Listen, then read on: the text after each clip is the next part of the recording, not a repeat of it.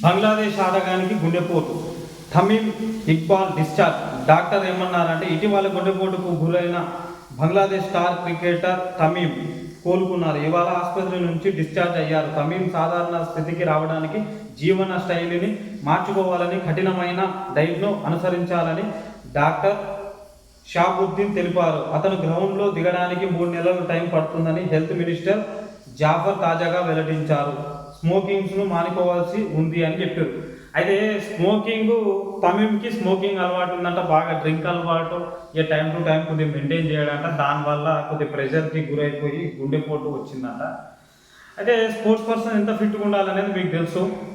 మామూలుగా 1-2 సార్లు రన్స్ తీస్తేనే మనకు చాలా దమ్ము వస్తుంది. 20 ఓవర్ల పాటు దాదాపుగా ఒక క్రికెటర్ నిలబడి అటు ఇటు పరిగెత్తుతుంటే స్మోకింగ్ అలవాటు ఉన్నా, మందు అలవాటు ఉన్నా, ఫుడ్ సరిగ్గా మెయింటైన్ చేయకపోయినా కానీ గుండెపోటు అవకాశాలు ఎందుకుంటాయంటే, హార్ట్ ఇక్కడ మనకు బ్రీతింగ్ అనేది బ్రేక్ అయిపోయి తర్వాత హార్ట్ దగ్గర బాగా పెయిన్ వస్తుంటుంది. ఆ టైంలోనే ప్రెషర్కి గురై మనకు గుండెపోటుకు ఛాన్సెస్ ఎక్కువ ఉంటుంది. ఇక్కడ మనకు డాక్టర్ షాబుద్దీన్ ఎవరైతే ఉన్నారో, సో తను ఏం చెప్తున్నాడంటే స్మోకింగ్ కూడా నువ్వు అలవాట్లు తగ్గించుకోవాలి, స్మోకింగ్ని బంద్ చేయాలని చెప్పిండు. తనకు స్మోకింగ్ వల్ల ఇన్ని అనర్థాలు ఉంటాయి కాబట్టి, ఒక స్పోర్ట్స్ పర్సన్కి కూడా ఇన్ని అనర్థాలు ఉంటాయి కాబట్టి నార్మల్ పీపుల్ స్మోకింగ్ విషయంలో ఎలా ఉండాలి అనేది మీరు ఒకసారి తెలుసుకోవచ్చు.